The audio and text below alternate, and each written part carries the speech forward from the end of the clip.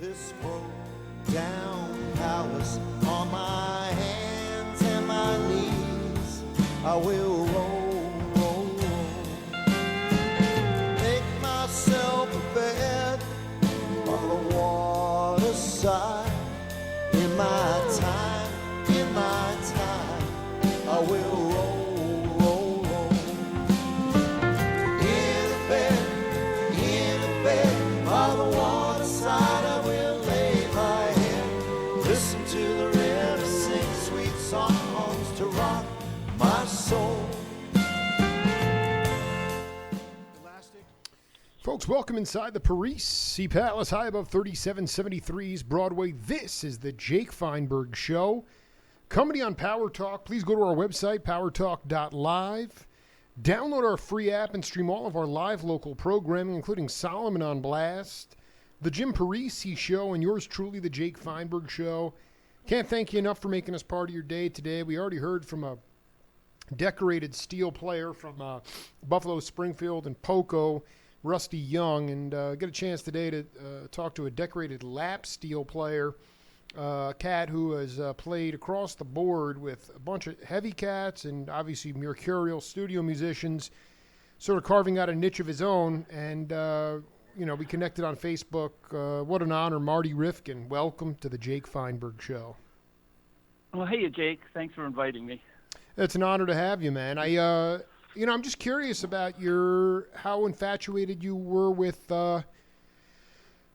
cats like Jerry Garcia's pedal steel playing when you were just sort of a young man. Well, it's and also Rusty Young. I mean, it's pretty cool that he was just on the show. Well, I mean, you can talk about Rusty and I were just like we just cooked for an hour, and I mean, the dude was channeling. He was putting his steel guitar through a Leslie speaker and also using a fuzz tone. So anyway, take it away. Your influences on the steel. Well, back in the actually in the 70s, it was all those guys, Jerry playing and certainly Rusty and John Call and all the kind of country rock steel players. Were just like, whoa, what is that sound? I was a bass player at the time and playing all the time, but when I heard that, it was like, oh, how do I do that? And most guys, I would learn, or get their influences. And then once you get a little better at the instrument, you start hunting out more obscure steel players that are actually on more records and things like that, all the Nashville players, and it just all came together. Like, you're talking about Buddy Emmons and people like that? Yeah, once you get into Buddy Emmons, John Huey, Lloyd Green, and those guys. Yeah. In fact, from what I hear about Garcia, who to me is the most iconic, you'd recognize him in a second. I could just listen to that. There's a video on YouTube where he's just warming up or doing a sound check with the New Riders, and I could just listen to that over and over because he's one of those players that you hear him. He's not playing the instrument. You can hear his hands, you can hear his mind, you can hear everything. But I think he wasn't a big fan of his own playing, so I know after a while he kind of gave it up, which was a shame because he had such a voice on it. It's so interesting. Maybe you could talk about it. You can riff on it any way you want, but you talk to, like I've done several interviews with Chuck Rainey and Jerry Jamad and all these, Richard Davis, and the bass players. You started playing bass, and they always talk about you need to make the notes on the bass. You want to make the notes round. You want to make them very round and very full. You don't want to make them flat. And right. I wanted you to talk about, like with Garcia, I get off on, there's this class, I know you know the album, David Crosby, If Only I Could Remember My Name. It's a self-titled album. Oh, yeah. All right, and Jerry's playing this, like the hauntingest steel guitar it's just, and the notes sound to me very high, but also round. And I'm wondering, is there, what did you learn about how you made the shapes, the architecture of the notes on a steel guitar? What did you learn from those cats on how to, is it similar to the bass? Do you want to make them round? Do you want to bend them? You riff on that. Well, that's actually a great question. Looking at how the two different instruments, which seem like night and day, could actually have a thing to do with each other. It's interesting because on bass, you tend to be the leading tone. You're going to the next section. You've got to hit the note, typically right on the downbeat or kind of set that groove of where the downbeat is. And you have an instrument like the steel, which is more orchestral when you approach it like that, which means it's after what the bass does. It's reacting, I think in terms of reacting to what I'm hearing around me, the singer, the tone. If the bass is round and warm, then the idea of a very, a bright, clicky steel thing just doesn't work for me. It's got to be more orchestral. And I think that's what those guys did. They wanted it to be, instead of strings, you use that. There's always, there's typically ambience on the steel. You can add different delays and reverbs. And so when you play it, I know for me, I like a round, rich tone that's not like look at me, but more, kind of smooth underneath everything. And it's exactly what you're talking about. And I think because I played bass, I was so in tune to the low notes. But what I learned to do differently was not to play where that bass was, but more to hear what it does and then think to react to it. So were you playing upright? No, I was playing electric bass. It's kind of interesting. I was back in Baltimore, and like I said, in the 70s, be in bands. In fact, one of the bands, the guys are still together. You hear it is 40 years later. It's band Tall in the Saddle back in Baltimore. Wow. And it's really kind of cool that they're all still playing, and a lot of the material is even from back there, obviously new stuff. So when I go back there, I'll sit in or see the guys. And so we all kind of grew up with that Grateful Dead and the country rock, and of course the LA country rock sound kind of motivated us. And so I was a bass player, and it wasn't until I moved out to LA in the late 70s that I realized, I've loved the steel guitar. And coming to a place like LA, it's easier to be a multi-instrumentalist because, when you're in a different kind of city, sometimes you're pigeonholed. And so I was always the bass player. And once I'm out here in LA, I got to do all these other things. So I started playing steel, and it was kind of cool because when you play bass and you go to sit in with a band, the bass player always has to sit in. So you're up there, you play a couple of songs. When I started learning to play steel, there wasn't a steel player up on stage, so they're like, well, play all night. And what better way to learn how to do it than, I'd be listening to all the guys that you mentioned during the day, and then at night I got to, actually do it, and it kind of clicked. So, it's like that high lonesome sound of Appalachia. How do you account for that? Is it just that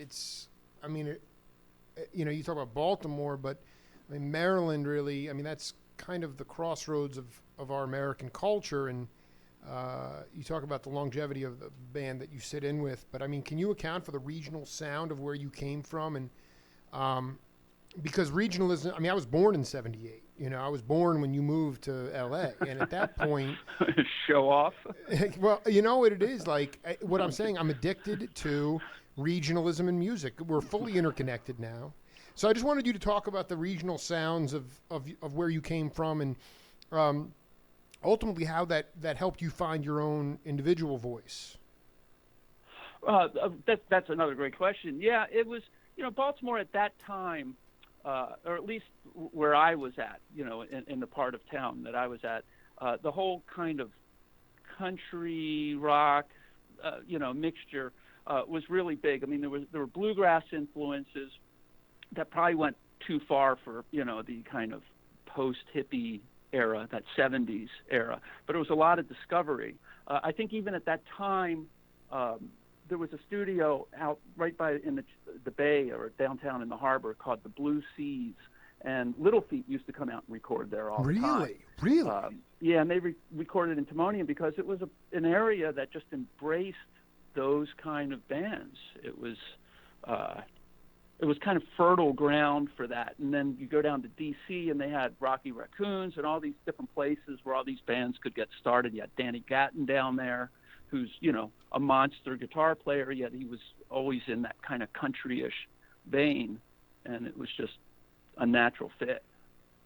When you say those kinds of bands, for younger peeps that are listening worldwide, or, you know, eventually when this goes up on my website, I mean, talking about Little Feat, could you describe what you mean by those kinds, the sound of those bands? Oh yeah, there would be like this rock element. I mean, obviously you have Poco, you have the Eagles, which were the big ones. You have Jackson Browne, you have Linda Ronstadt at the time, and they were all kind of doing things similarly. They were obviously using a lot of the same players, and so they rocked, but they had, you know, that country influence, even though it wasn't like what you would hear in Nashville. Right. Maybe not as country as the Byrds on, you know, Sweethearts of the Rodeo. But they were, they all had that influence without going into that. I remember I met Jim Messina in the early 80s, and we were talking about something. He said, yeah, because, you know, we were always too country for the rock stations and too rock for the country stations. But where I was from, that was like perfect. Right. I mean, it didn't fit into the, well, I mean, freeform radio, I mean, it's funny because they were, Rusty was talking, we had a great hang, and he was like talking about, I mean, Jim likes everything to be played the exact same way that it is on the record, and it kind of drove him a little bit batty after a while.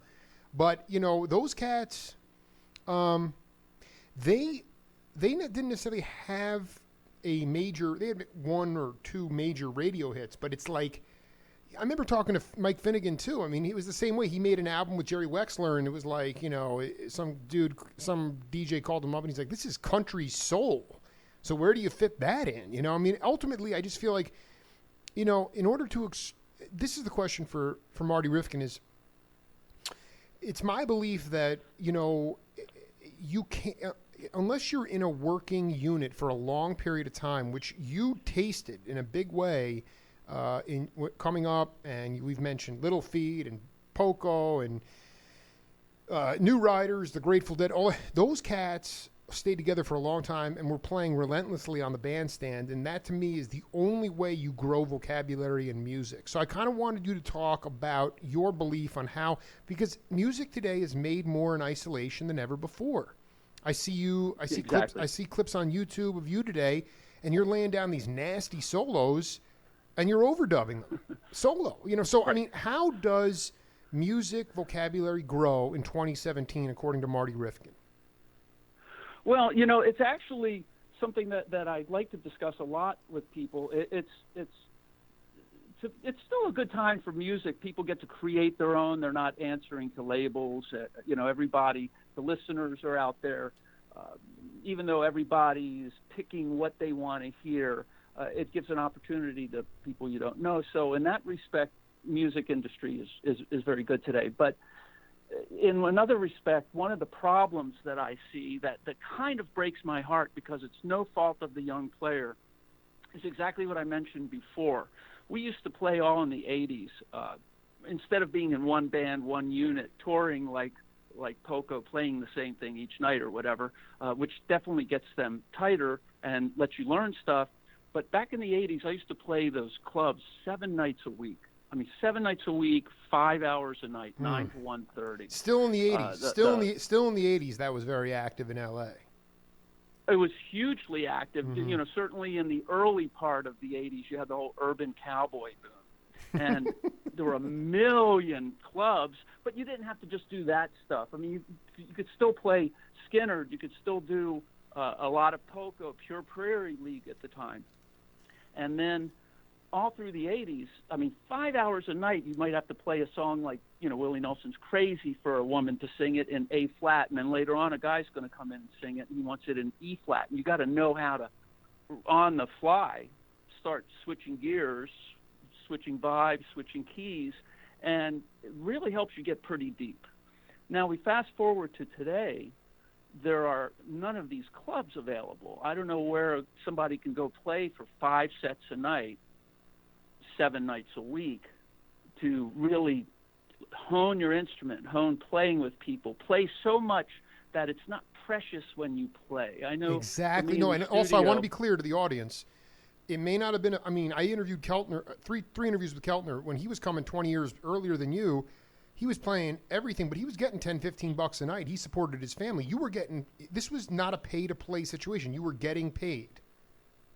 Right. We would get paid, and I mean, the sad part is the few places left are paying exactly what we got in '83 today. That's the point. That's the biggest problem is that you could go out and not be frenetic about the fact when is the next time I'm going to get on the bandstand, and you could sing for your supper. So continue. You keep riffing on that. Yeah, well, so you could do all that today. Basically, young bands, really their only opportunity, and this has nothing to do with their fault. Like I said, it's more how the club situation is turned into. Now they get to learn their 40-minute set. They go to a club, they play it, they invite everybody in, they might have a following, but they're going to do their 40-minute set, which means they've learned what they played. They haven't really learned what other players are playing and how to bend as much. And, you know, some of the other people that I'll work with, they do a lot of bending. You know, you work with a guy like Bruce, and he's going to, you know, right in the middle of something, there's an audible, and you have to be able to turn left in the blink of an eye. And, the audible. I love it. It's so improv. It's adapting on the fly, but that, so can, yeah, I mean, did you learn jazz standards growing up? No. I was going to say, I was this in is the that question. World of that country. Yeah, no, but it doesn't even matter. The point is that what I wanted to ask you was, did you learn, and you were getting at this earlier with the Willie Nelson tune, did you learn to play songs in every key? No. I learned to play the instrument in every key. Explain. And then you kind of hear the song. The song's going to be its own thing. I mean, there's obviously some songs, you know, you don't know, and you kind of start getting ear training. In other words, there's some people that will only play in a certain key. You know, they like certain keys or they're good keys or whatever. Playing crazy, yeah. I mean, we kind of knew crazy at the time because everybody was playing it. Right. I think if it was, take the A Train or something or some, you know, it would be a little tougher. But once you got the song or have a hint of the song, you can go ahead and kind of do it in any key when you know your instrument in any key and you understand musical theory. You know, I do a lot of number stuff, so you start kind of knowing the relationships between the chords and how they're set up so you can transpose on the fly. No, but you nailed it. You said the word ear training. And I've talked to all the jazz. I mean, I've done 1,000 primary source interviews in 6 years. And, you know, Gary Bartz will say, Baltimore cat, by the way, had a great club in Baltimore, the jazz club. His dad did it, rather. And he works at Oberlin College. And he said, the kids today, their ears are locked. They're locked. And and a lot of, you know, you can point to digital music, but I think for the jazzers, you talk to anybody that grew up and played with the masters, Sonny Stitt or Coltrane, they learned every tune in every key, so that's how you would stretch out the vocabulary. And I don't think it was any different in country music as well, in the fact that you learned how to expand sonically, and then obviously you had a deep bag. What do you also think about younger cats? Do they have it, like you have a deep bag of tunes? If you play 5 hours a night, 6-7 days a week, you better have a deep bag. And a lot of do the younger cats have a bag? I mean, what kind of bag are they have these days? Is that part of the issue too? That they well, that's the same issue. They would have a deeper bag if they had to learn these songs. Right. Perform that's right. Five sets a night. I mean, you start going through 10 songs a set. That's, 40, 50 songs a night. It's not their fault they don't know it. It's really hard to sit in your bedroom or sit down in your, den and say, okay, I'm going to learn 10 songs today.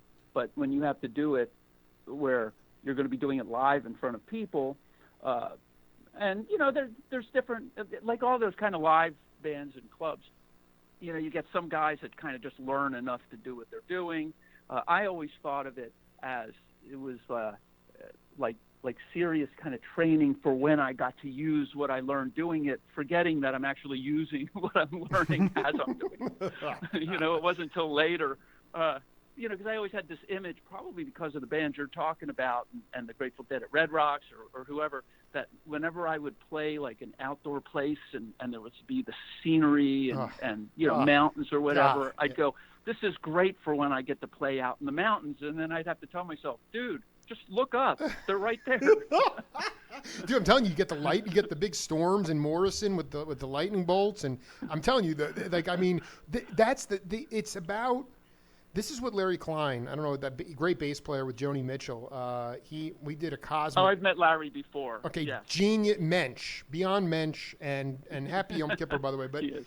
I mean, Same to you. Yeah, he was talking about like creating musical architecture in your mind, and this is the abstractions that I seek from you guys, is the idea of, okay, you see the mountains, and all of a sudden these shapes start to form, and then it's images, and it's way beyond just like, going from an A to a G or whatever. As a non-musician, this is the mysticism of music, and there's only two letters that separate magic and music, and so I wanted you to talk a little bit about that sort of the architecture that begins to build in Rifkin's mind, especially when you leave the head of the tune and you're in a group where you trust each other enough to know that you can all come back in on the one.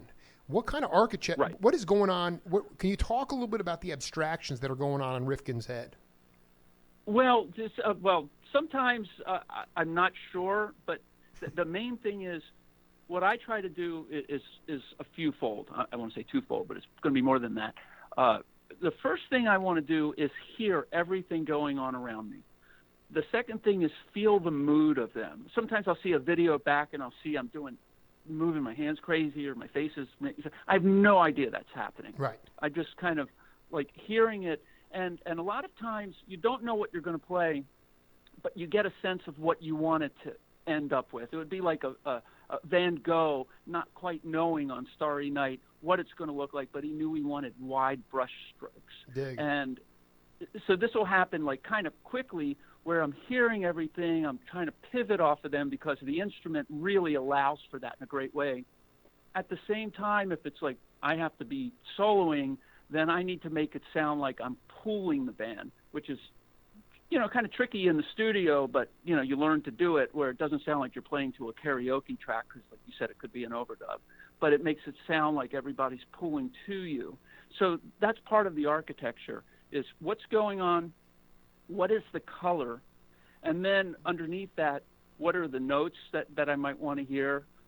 What's the attack? How soft do you play the note? How loud do you play the next note? How much sliding do you do?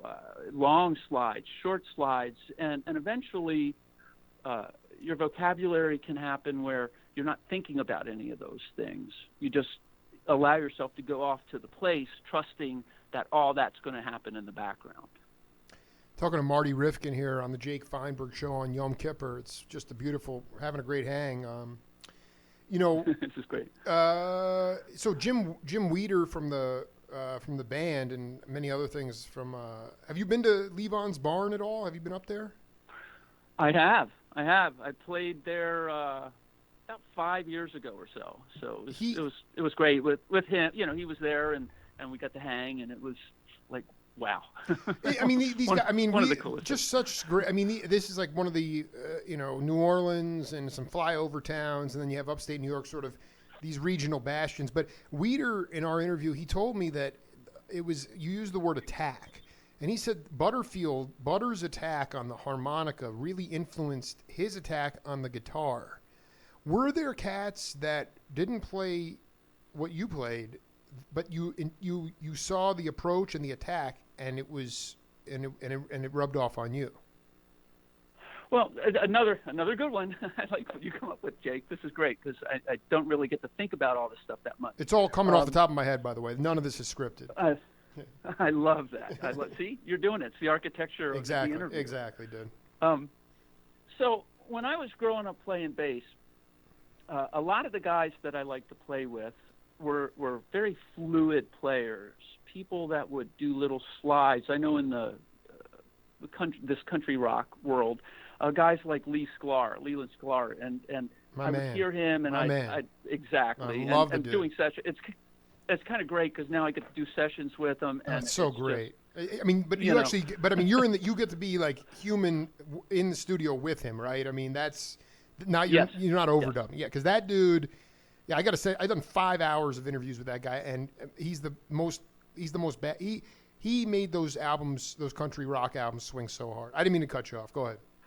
No, but you're right. And it's the swing is the subtle stuff, these little slide moments. I know when I play guitar, I play, even if it's standard guitar, it's seldom just notes going da da da. It's usually a da da ya. Some kind of slides or just subtly, just little moments. And he always played like that. And as a bass player, it was always in my realm to make things sound fluid instead of, like you said earlier, choppy. Just you want the big round note, but you don't necessarily want it to just go away and have the next one. It's not like a tuba, so to speak. Right. And so that was how I had always played bass. That's still how I play bass, because I play a lot of bass now. So when I got into steel, one of the things that attracted me was being able to not slide as much, but make it sound like a soft slide.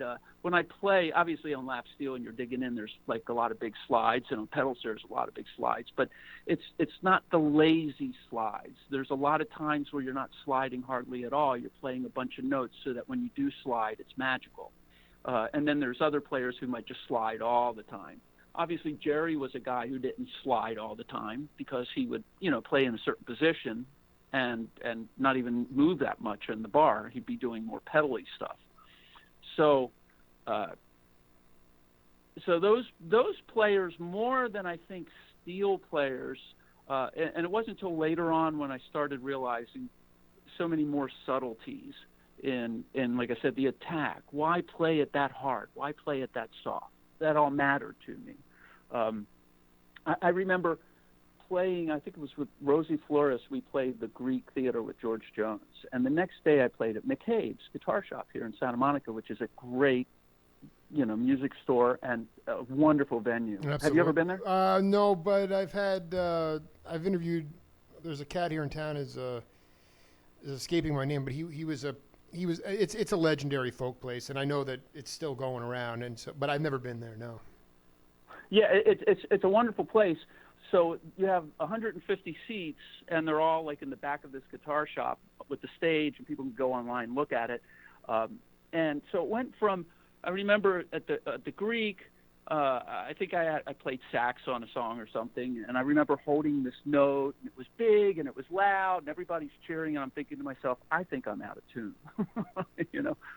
I should tune that up. Like, it almost didn't matter because it was so big and all. And then the next day, playing at McCabe's, it's like people can tell when you hit a note soft, and then you pick it louder later, and then soft. They're right there. They're like on your lap.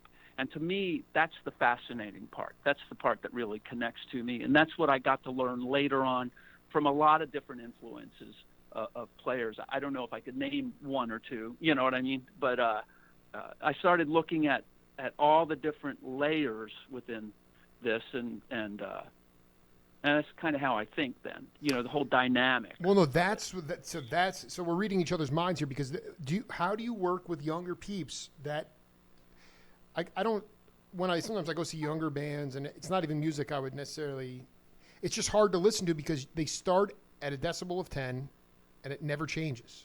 It just stays right there.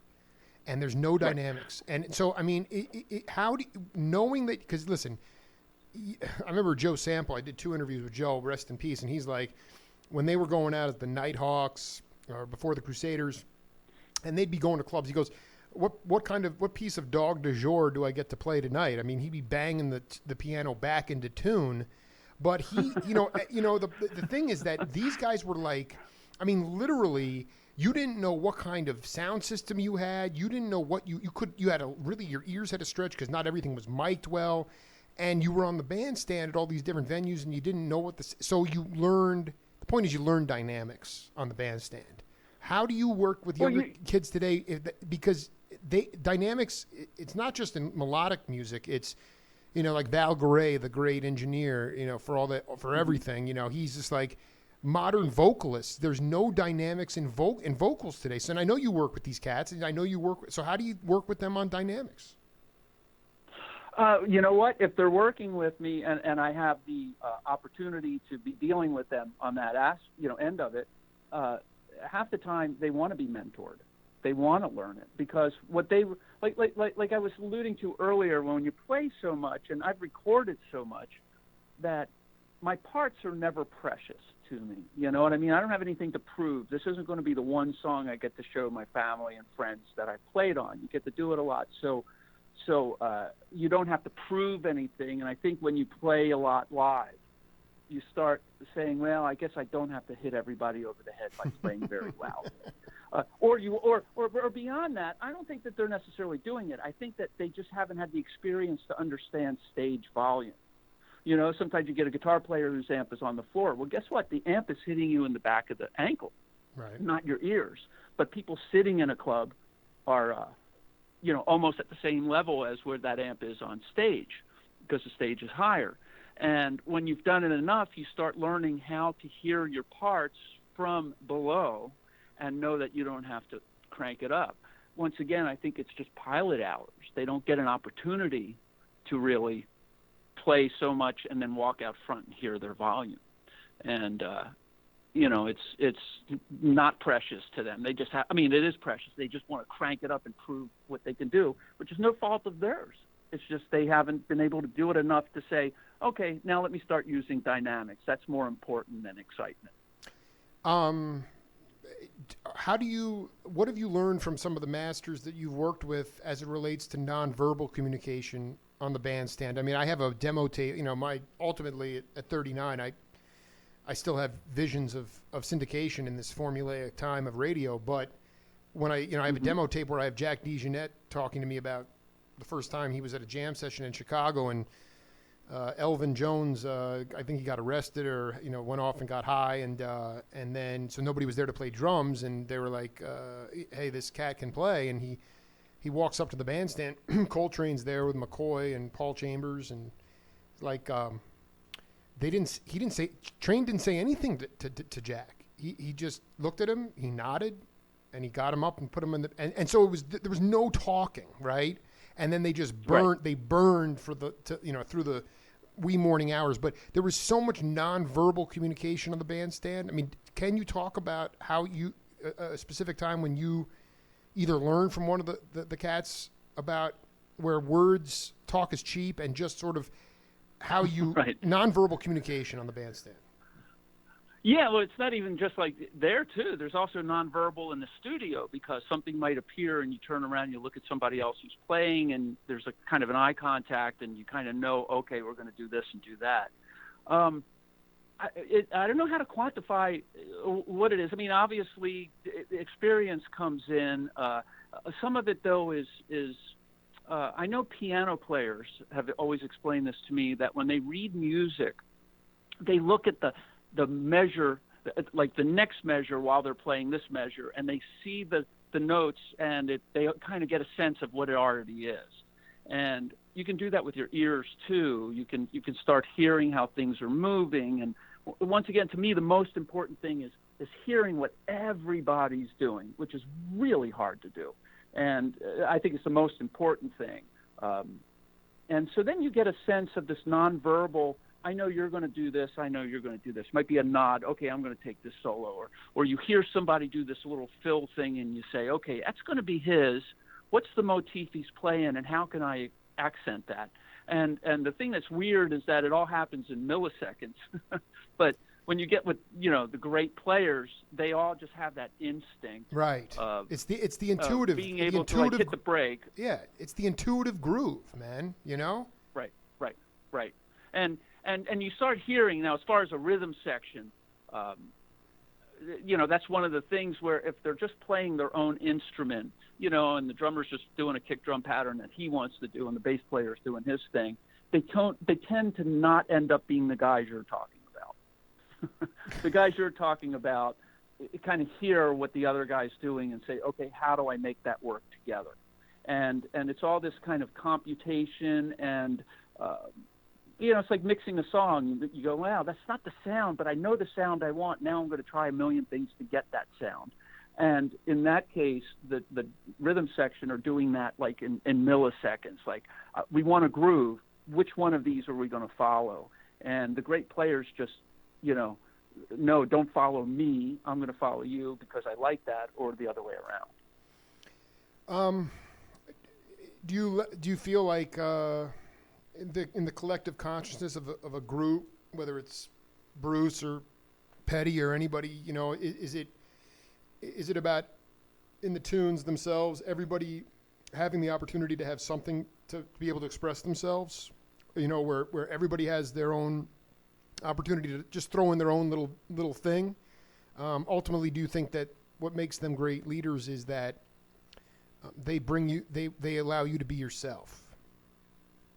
It's the second with sometimes a little bit of guidance. It's basically casting with those guys, and I know with Bruce, a lot of it is casting. Who does he cast to have with him? Who does he have in the studio? Who does he have on stage? And there's not a lot of micromanagement. It's more like, well, I trust that you're going to do what I want from you, and so you find your role in there. There's a bigger issue than what you're doing yourself. All eyes are, but like with Bruce, all eyes are on him, and you're kind of subtly following his lead. I don't quite know how to explain it, but yeah, usually you can do who you are.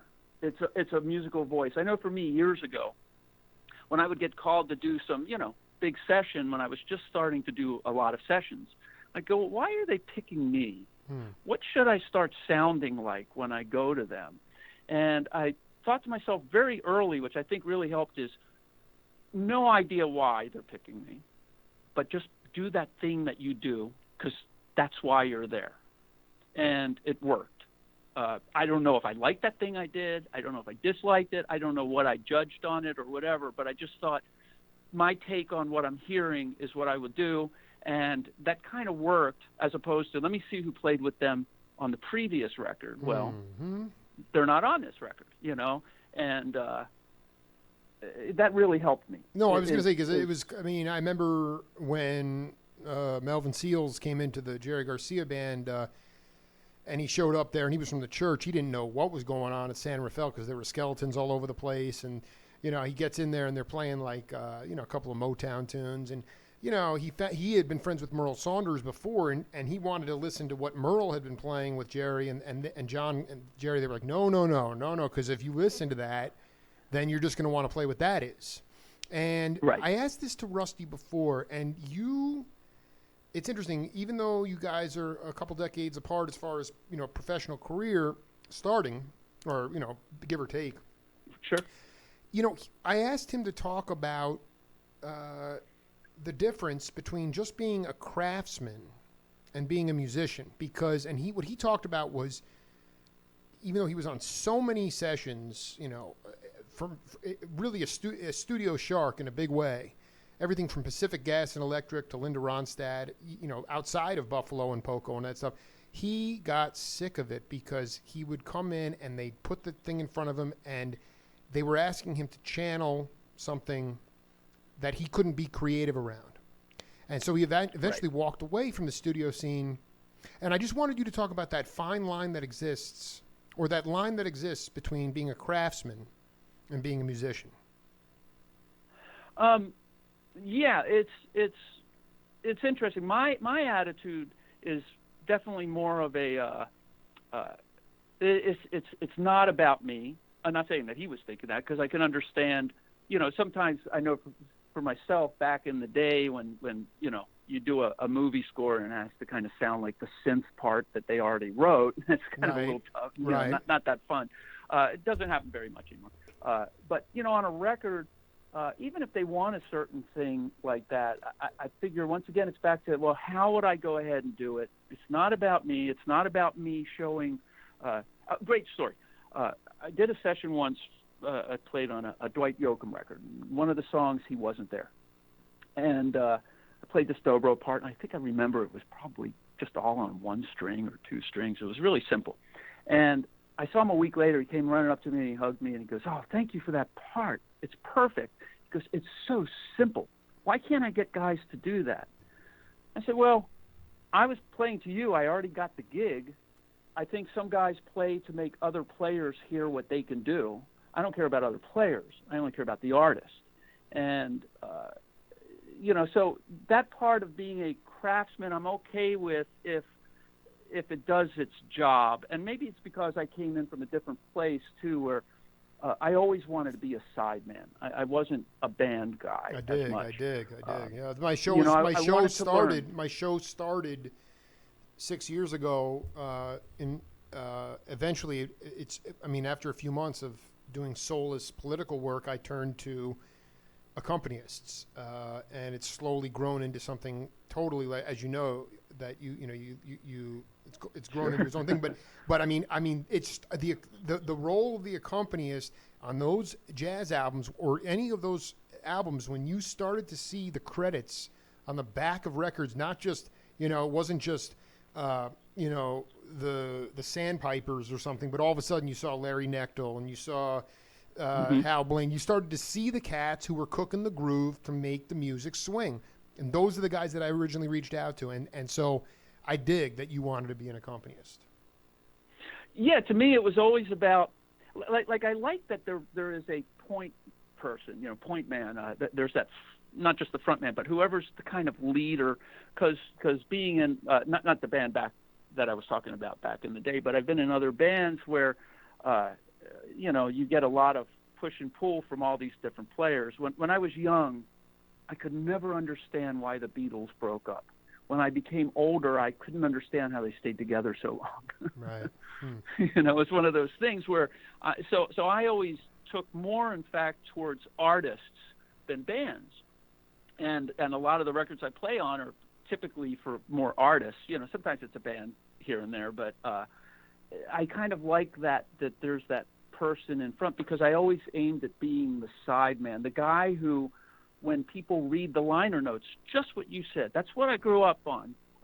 You can hear that there's a band. You've watched the Eagles, that, wow, I'd read who the Eagles were, but then I'd want to see who else did they get on the record. Oh, they had J.D. Souther singing background. They had, James Taylor singing background, or this person playing steel or some other instrument.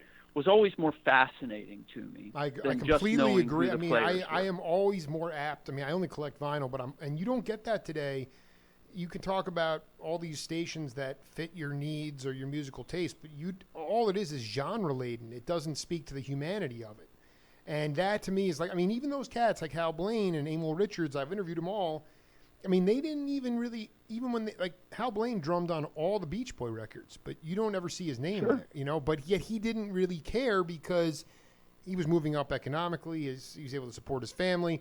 So, but then it did come and it made a big splash. And to me, it's like that part of it, somehow along the way, and I'm talking more about in pop music now, especially in how you talk about urban cowboys. I remember interviewing Russell Smith from the Amazing Rhythm Aces, and he's like, in Nashville now, they dress them up like cowboys, but they're not real cowboys, And no. There's some kind of like lack of authenticity going on, yet there's people like Marty Rifkin out there as well. And I just wonder, I know you don't probably get mired up in it, but what's the best way for peeps to stay authentic to themselves in this time when you have Pro Tools and a singer can have 30,000 Twitter followers because they're beautiful, and then they sing a song and they say to the engineer, "How did I sound?" And they say, "Terrible, but we can fix it. Come up, let's go." And so they're not even really, they're not even really good at their they're not a musician. So what do you do? Right. Well, the way I look at it, and I might be a bit of a heretic about it, in that it's always great when you play. If everybody's in a room together, a lot of times, I'll do this stuff and we'll go to Capitol, and it might be Lee and just great players, and we all play live, and you have to do it. But today, I kind of have always looked at it as it's sound coming out of speakers, hopefully for people who've never met you. and how do you move them? And I'm kind of okay with some things being mildly manufactured. I mean, not real. I mean, I might not want to see them live. Yeah, sure. But it doesn't mean that they're not touching my heart when I listen to the music, just like a musical score in a movie might touch your heart, and you go, wow, and that might all be, created not with a full, bunch of humans. To me, it's like, what is the sound, what is the climate in the room of the sound of the music to people who don't know you? So I'm kind of okay with that. I think it's always been that. I mean, there's always been, ambience that was fake, certain reverbs, things like that were in chambers, but they're not really singing there. I think the big difference is back in the day, we typically knew that all of the performers on the records were the top of the heap. They were the cream of the crop. You know what I mean? Oh. And today you don't know that. You only know what you hear. And that's exactly, you articulated it. I just found that I don't listen to Jerry Butler at all, but I just found this record from 73. It's called The Power of Love. And I can't stop listening to it because all my guys, James Gadsden, James Jamerson, David T. Walker, it's like the Barry White rhythm section cooking the groove with, and so that's the reason I'll hang on to the album, because I've connected with. That's the point, is the humanity of it. It's the connection with the people, the peeps. And so what you just said is profound. They only know what they hear.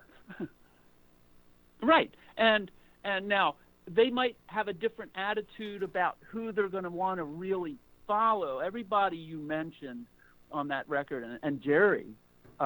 There's a certain personality that goes beyond what you're hearing on the record. That's you right. know who these guys are. And once again, you get close to who those guys are, and you want their take on it. A lot of new music, some people, they haven't grown up for all this time, all these decades of hearing that record, and then hunting out all kinds of live performances and stuff. So, I think the longevity of what's going to happen is closer to what you first brought up. I think that not a lot of what happens today might be, what people listen to 30 years from now, whereas, or 40 years from now, whereas we want to hear something from the 70s. It's got its own tone. Ever since the 90s, the tones have gotten, pretty similar between now and some of those records. I guess from CDs and digital and all. But, man, sometimes I just want to put on a record from the 70s just to hear the tone of it. No, I mean, I got to bring this quote up from Alan Toussaint, but he was talking exactly, you have a tuner now for everything. And they didn't have tuners. I mean, you had your own, we have a game on this program called Name That Voice. I want to put this in for you and also listen to the content, of course, and then we'll come back and break it down. I'll probably fail, but go ahead. And we still do that song, and I still throw those accents in. And I think one of the things that people don't realize about Bruce, because he never really shows it, is, he can play all that Wes Montgomery chordal stuff like nobody's business. Really? Oh yeah. I mean, whoa. Oh yeah. I mean, he is he's never really exhibited that during a show, whether it's a solo show or one of our shows. But yeah, he can play all that crazy stuff. But we used to have a rule in the 70s and 80s, no seventh chords. So everything was just 1, 4, 5, basically. Don't throw the seventh in there. Midnight Hour, the song, has no seventh chord in it. And that's somehow relaxed in the last 15 years or so. All right, Mr. Rifkin, you know who that is? Is that Steve? That is... last week I had a chance to cook the groove with Max Weinberg. That was Max. Oh, yeah. Now that you say that. Yeah. Well, I mean, of course. And what the point? I know you're not a jazzer per se, but can you? Bruce that blew my mind that he could play these Wes Montgomery chords. I mean, he can do that. Oh, he can do a lot. He just knows what not to do. You mean like he does around everybody? Yeah. Okay. Go ahead.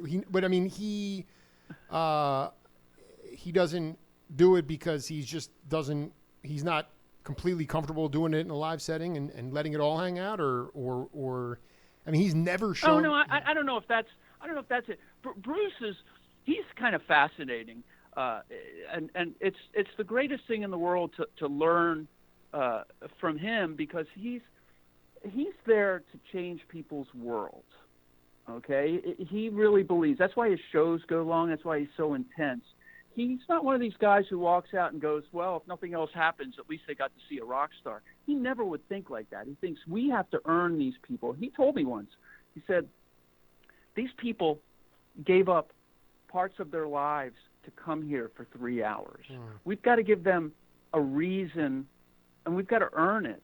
And I think for him, it's not about ever showing anybody what he's capable of. That doesn't matter to him. He just wants to give them the greatest time, or move them with a certain touching song or whatever. And even though he could play those songs, I mean those kind of chords, I think he would feel like it's not really what he does, and it's no reason to have to show people he's capable of it. Sure. No, I just think it's that's like not his agenda. Right. No, absolutely. And it's just, to me, the dexterity and it's just cool to know, because for me especially, we just grew up with Tower Records, and there was an R&B section and a jazz section, and I think in Baltimore when you were growing up, you'd walk into a drugstore and you might find the Blackwood Brothers, and then you'd find Gary Bart's record behind it, and it's all music. I mean, that's sure. To me, I just would like you to talk about your philosophy, the Duke Ellington philosophy, that it's all music and it's subjective. You say it's either good or bad. That's subjective. But what's your take on music? I mean, I think that labels and genres have been okay for marketing or selling stuff, but I think it's stifled vocabulary music, because I don't know. There was no word for funk back in the day. They'd say play some funky blues. Right. All right. So, I mean, it's like, right. I mean, what is your take on it's all music? Well, and it's funny, because that's how I look at it. I kind of feel, and we touched on this at the very beginning of the interview, the music world has splintered off now, where people are listening to playlists. They're listening to certain styles, right, or whoever. Now, instead of there being X amount of people that everybody knew. You and I grew up, even though, we were a couple decades apart, we still grew up where if you're in Arizona, I'm in L.A., and my friends are back in Baltimore, for 26 weeks, we're all hearing the same song by Elton John, no matter where you go. Okay, we're all hearing the same songs by whoever it is, Linda Ronstadt, or because of radio, it was, that's 13 weeks and then up to 26 weeks or whatever. So we all heard Goodbye Yellow Brick Road, wherever you were at, in every restaurant you went to. Well, that's done. That's gone today.